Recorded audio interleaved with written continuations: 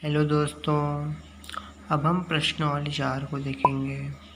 प्रश्नावली 4 में हमें क्या जानना है? गोला। ये क्या है? गोला। तो गोला की परिभाषा क्या होती है? एक वृत्त को व्यास के परितः घुमाने पर जो आकृति प्राप्त होती है उसे गोला कहते हैं। मतलब व्यास से जब इसे ऐसे घुमाते हैं तो क्या बन जाता है? गोला बन जाता है। तो उसे ही हमें क्या कहते हैं? व्यास।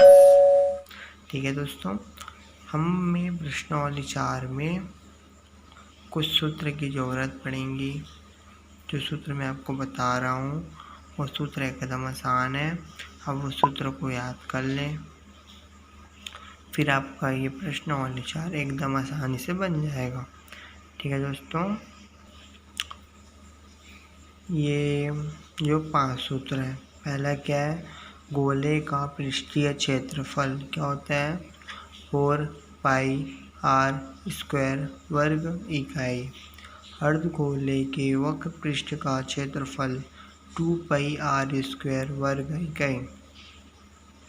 अर्धगोले के संपूर्ण पृष्ठ का क्षेत्रफल 3 पाई आर स्क्वायर वर्ग इकाई।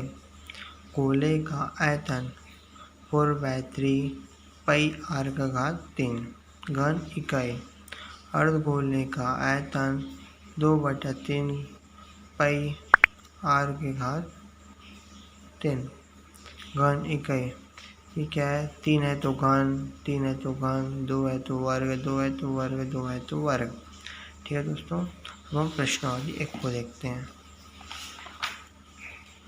आप ये सब उदाहरण को एक बार बना कर देख लें, फिर अब प्रश्नावली को देखते हैं। हम प्रश्नावली 1 का पहला क्वेश्चन क्या है?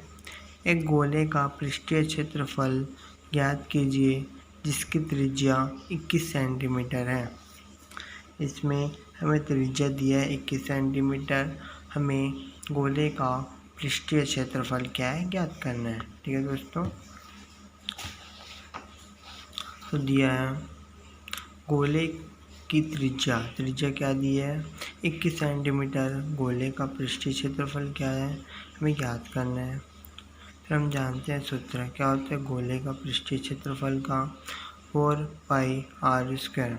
अब यहाँ हम आर का मान पता है तो यहाँ पर हम आर का मान रख देंगे 4 गुणित ए पाई का मान क्या होता है? 22/7 गुणित 21 का स्क्वायर।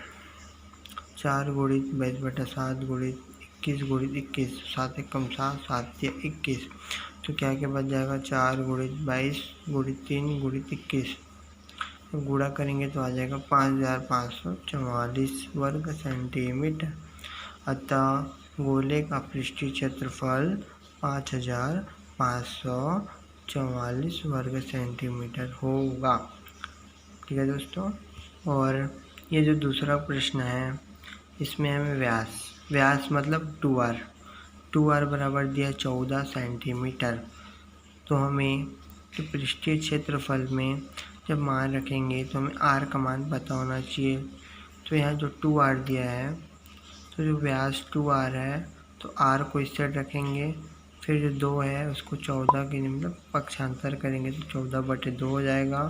फिर काट देंगे तो 2 कम 2, 2 7 14, तो r बराबर आ जाएगा 7। फिर हम ये गोले का पृष्ठीय क्षेत्रफल में मान रखेंगे तो हमारा आंसर आ जाएगा।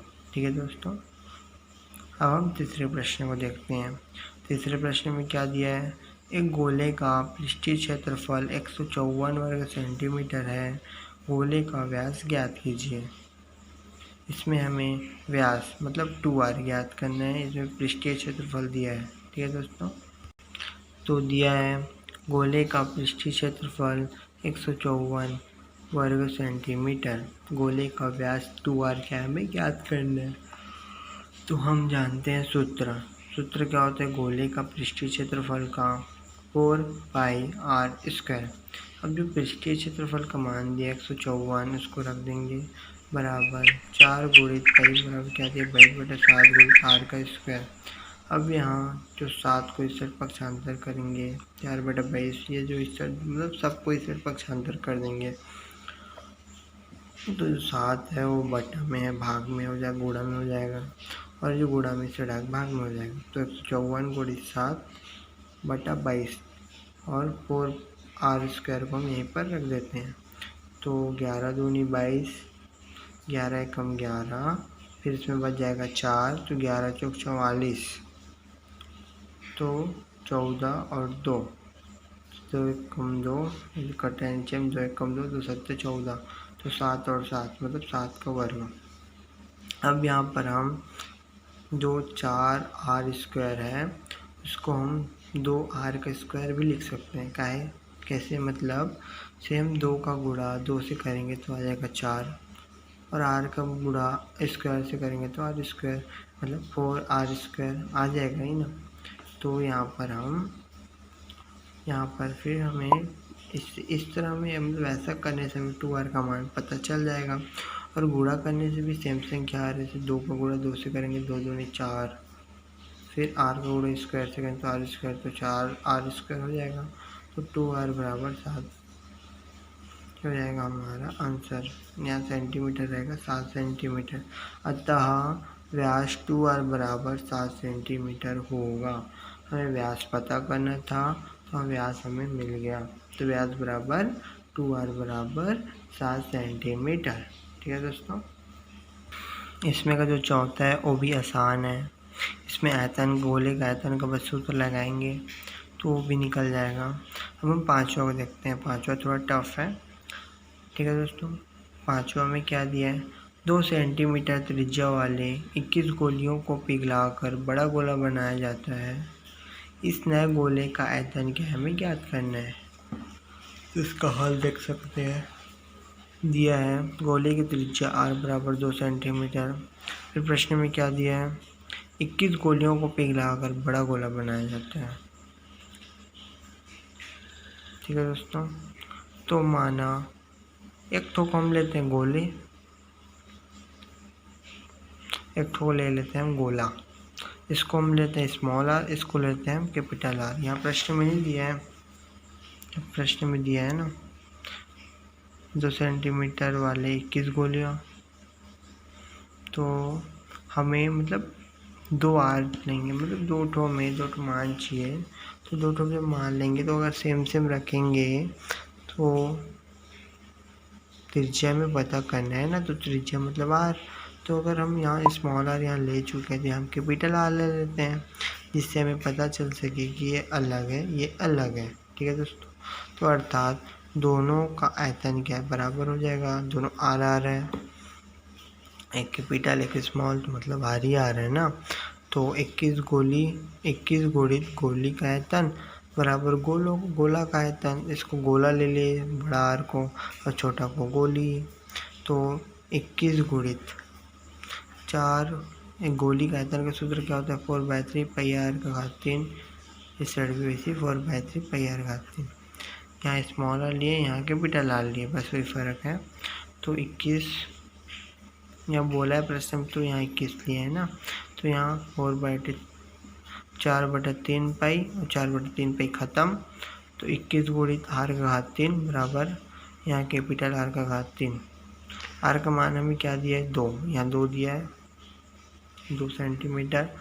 तो जब 2 का गुणा 3 बार करेंगे तो आ जाएगा 8। तो 21 गुणित 8 बराबर r का घात 3। तो 21 को गुणा 8 बार करेंगे तो आ जाएगा 168 r का घात 3। ठीक है दोस्तों, अब यहाँ पर r का घात 3 बराबर 168। यहाँ में r का मान नहीं मिला है, यहाँ घात में भी है ना, घन 3 मतलब घन, तो घात में भी है, इसलिए फिर हम फिर सूत्र लगाएंगे उसी को। और जो r का घात 3 का जो मान निकला 168, इसको यहाँ रख देंगे तो हमारा आंसर फिर यहाँ पर आ जाएगा। तो गोले का आयतन बराबर क्या दिया है, 4/3 पाई r का घात 3। यहाँ r कैपिटल R का मान रखेंगे तो 4/3 गुणित पाई गुणित r का घात 3 का मान क्या है, 168। तो 3 एकम 3, 3 पंचे 15, 1 3 छक्का 18। तो 4 गुणित पाई गुणित 56। तो यहाँ 56 गुणित 4 करेंगे तो आ जाएगा 224 पाई घन सेंटीमीटर। अतः यहाँ नए गोले का आयतन पूछा था ना, तो नए गोले का आयतन 224 पाई घन सेंटीमीटर है।